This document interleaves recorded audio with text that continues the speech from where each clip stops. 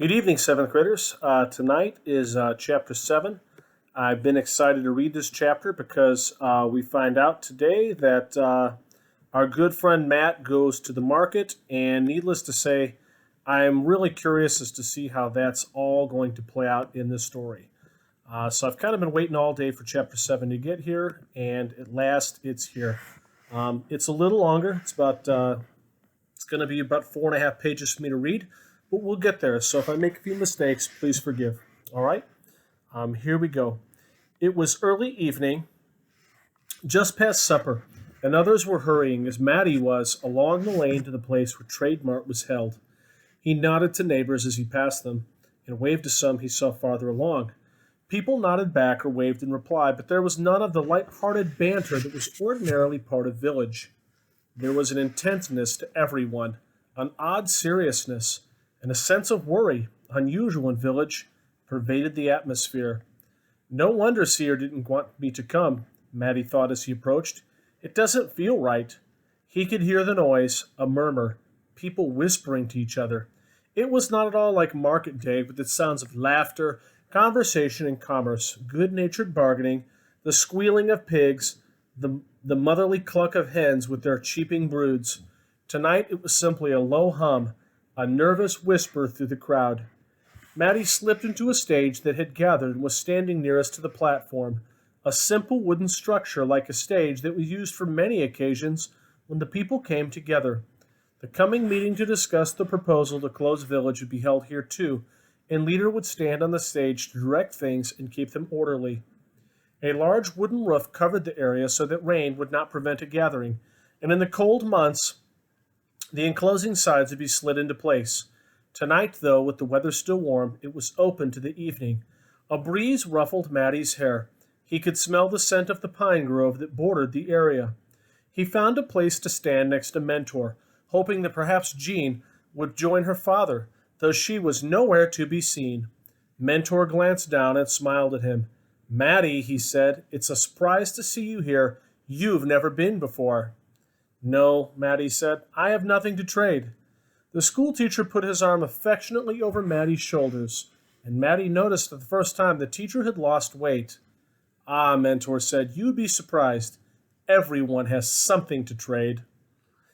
"Jean has her flowers," Matty said, hoping to turn the conversation to Mentor's daughter, "but she takes them to the market stall. She doesn't need Trade Mart for that. And," he added, "she already promised the puppy to me. She'd better not trade him away." Mentor laughed. "No, the puppy's yours, Matty, and the sooner the better. He is full of mischief. He chewed my shoes just this morning." For a moment everything seemed as it had always been. The man was warm and cheerful, the same loving teacher and father he'd been for years. His arm over Matty's shoulder was familiar, but Matty found himself wondering suddenly why Mentor was there. Why, in fact, any of these people were here. None of them brought any goods to trade. He looked around to confirm what he had noticed.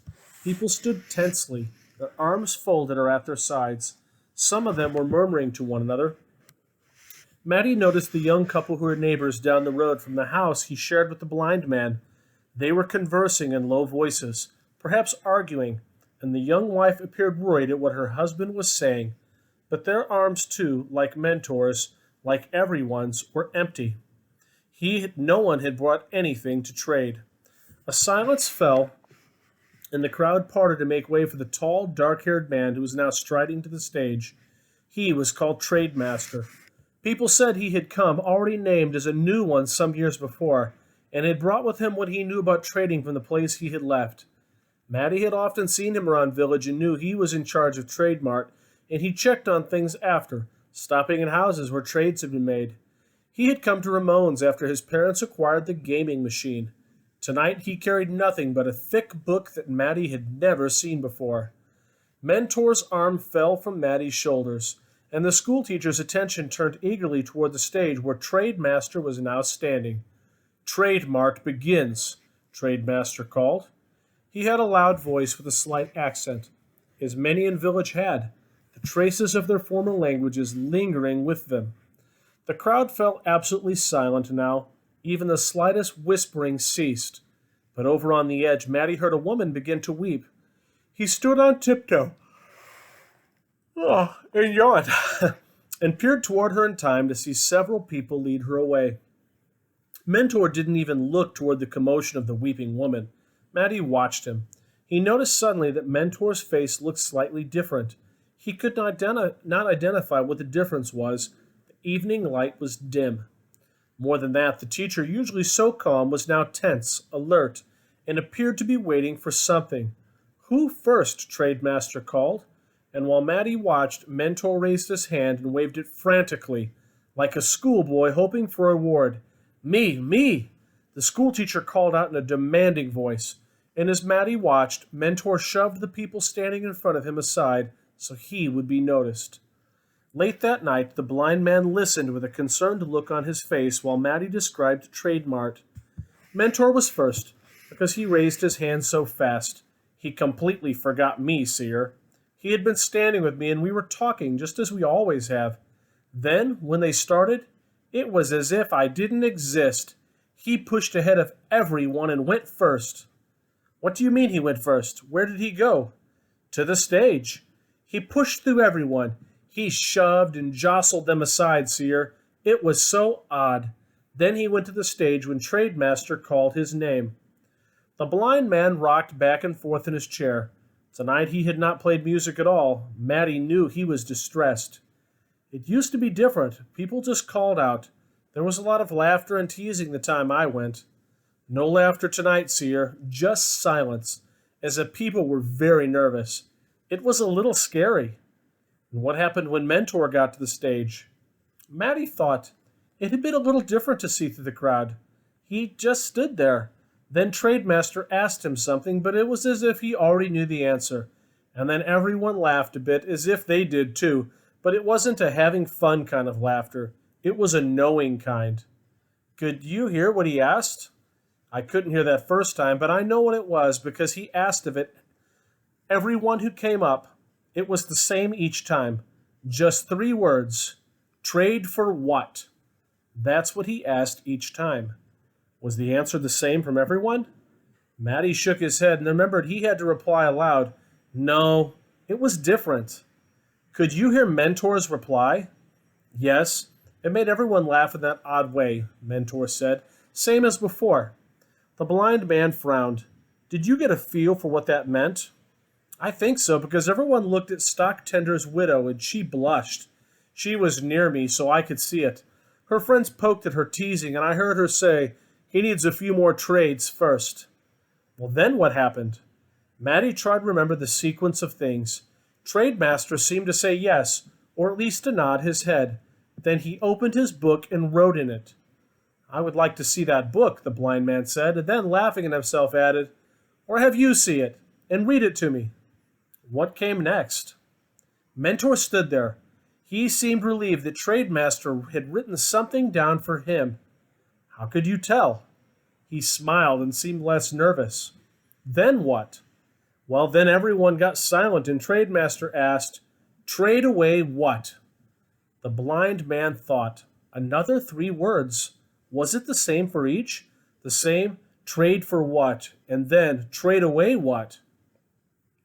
Yes, but each one said the answer to the first quite loudly, the way Mentor did, but they whispered the answer to the second, so no one could hear. So it became public what they were trading for.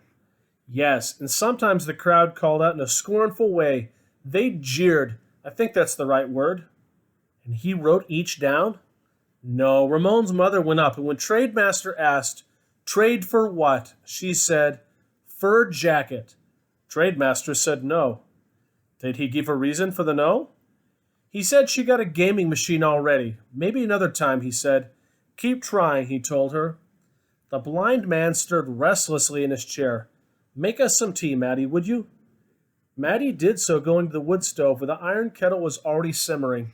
He poured the water over 2 leaves in 2 thick mugs and gave one to Seer. "Tell me again the second 3-word thing," the blind man said after he took a sip. Maddie repeated it. "Trade away what?" He tried to make his voice loud and important as Trademaster's had been. He tried to imitate the slight accent. "But you couldn't hear the answers the people gave, is that right?"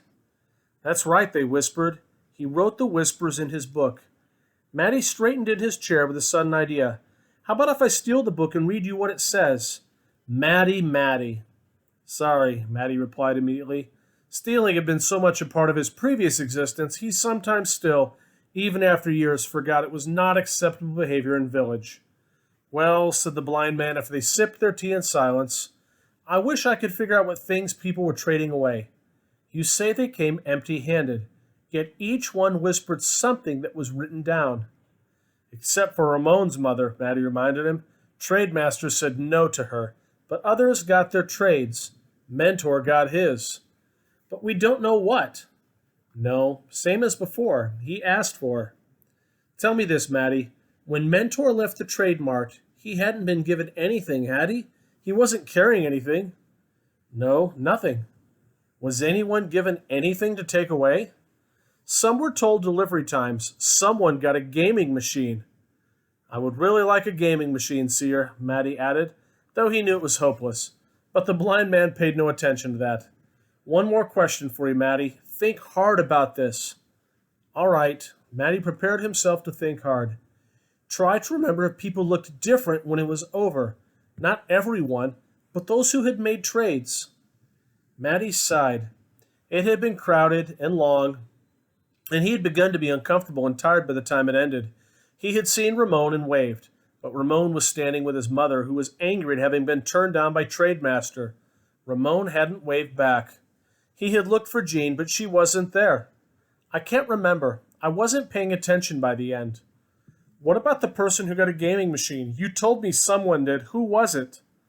That woman who lives over near the marketplace. Do you know the one? Her husband walks hunched over because he has a twisted back. He was with her, but he didn't go up for a trade. Yes, I know who you mean. They're a nice family, the blind man said. So she traded for a gaming machine. Did you see her when she was leaving? I think so. She was with some other women, and they were laughing as they walked away. I thought you said she was with her husband. She was, but he walked behind. How did she seem? Happy. She got a gaming machine. She was telling her friends they could come play with it. Anything else? Was there anything else about her that you remember from after the trade and not before? Matty shrugged. He was beginning to be bored by the questioning. He was thinking about Jean.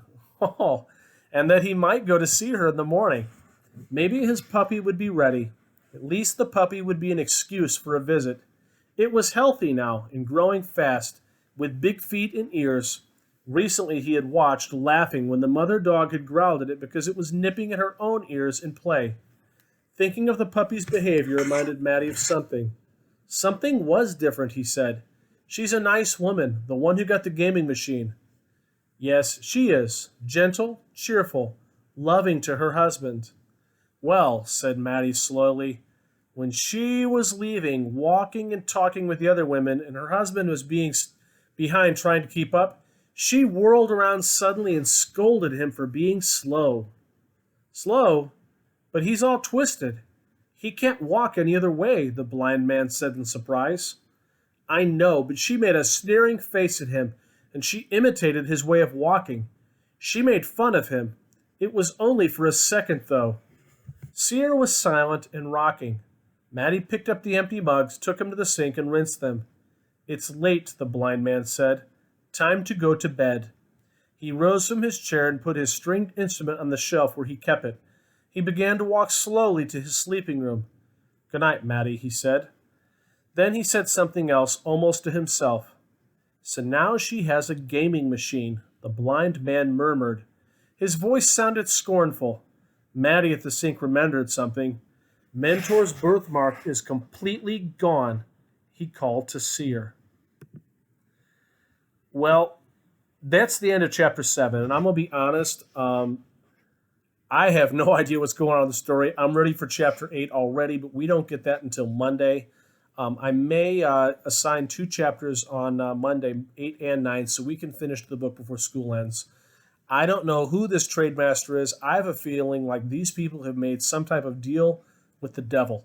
I don't know if they're giving up their soul, they're giving up something, but clearly nothing is free, and some really weird things are going on. So if Matty has special powers, and Kira has powers, and Jonas has some power maybe, I don't know why other people haven't developed some sort of power either. And clearly, Trademaster appears to be using his. I'm also kind of curious at this point as to these gaming machines.